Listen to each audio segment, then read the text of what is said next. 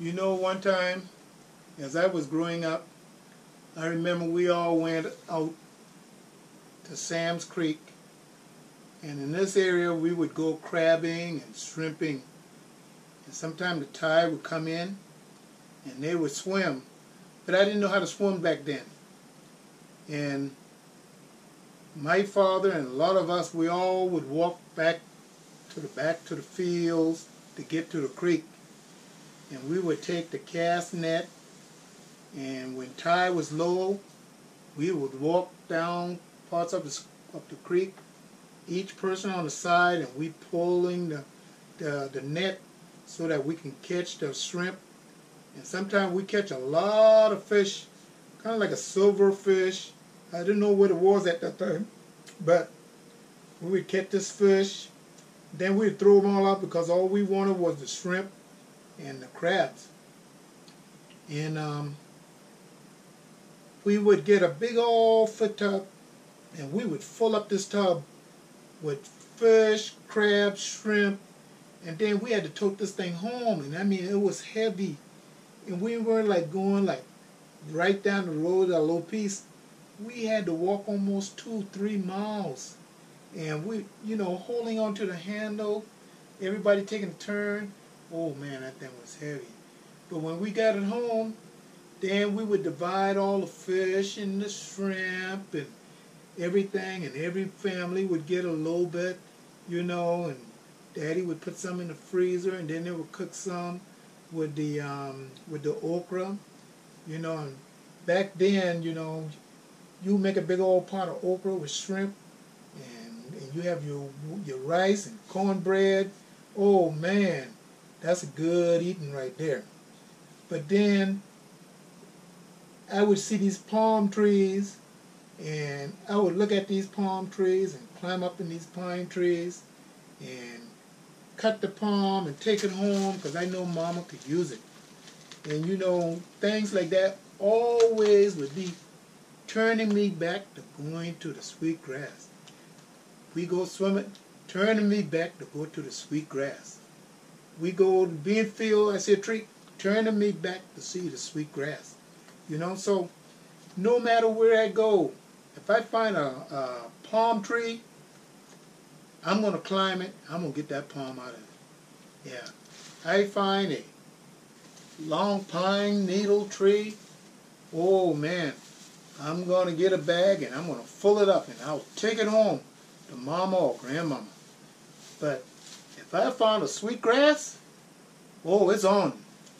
I'll pull that sweetgrass, and I'll take it home. But I'm going to remember where that sweetgrass was, because I'm going to go back every year and get that sweetgrass. So that is how I would collect my sweetgrass.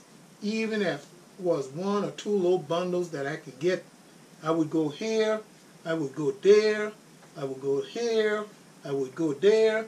And I keep my little niches because every year when the grass grows, that is where I go. And I try and get me a couple of bundles. And you might say, what is a bundle? Well, is the bundle like this, or is a bundle like that? So I like getting a bundle like this. This right here is nothing. So this is what I pull, and not just one, maybe 2, 3, something that can last us for a year or 2. But I love pulling the grass. It doesn't matter how much grass I have. I just love pulling sweetgrass. And you know, I used to joke with Mama and Daddy, and sometimes they say, man, boy, you need to quit going in them grass fields, pulling all that grass. I said, oh, Mama, Daddy, I ain't even studying y'all, because I go pull grass, and I pull grass until the day I die, because I love pulling sweetgrass. I can't sleep if I can't pull a sweetgrass. I can't sleep if I can't make a sweetgrass basket. So, all these material that we put into the sweetgrass basket, I just love pulling them. I love collecting them. I love putting them together. And this is something that I want my kids to learn, to love putting, making, developing the sweetgrass baskets. collect the material, I see this, I want to always thank Mama, thank you. Thank you for teaching me how to make this basket. Thank you for passing this on down to teach me how to do a sweetgrass, where I can teach my children and their children can teach their children. And this is a gift to me, to my kids, a membrance from Mama, from grandmother, from her mother, from our ancestors. And it is something that I will continue to carry on. And I hope my children will carry on and keep this going, to carry it on. There's nothing like a sweetgrass basket. The aroma, the smell, the color, the texture, always looking forward from the past to the present to the future. This is a sweetgrass basket.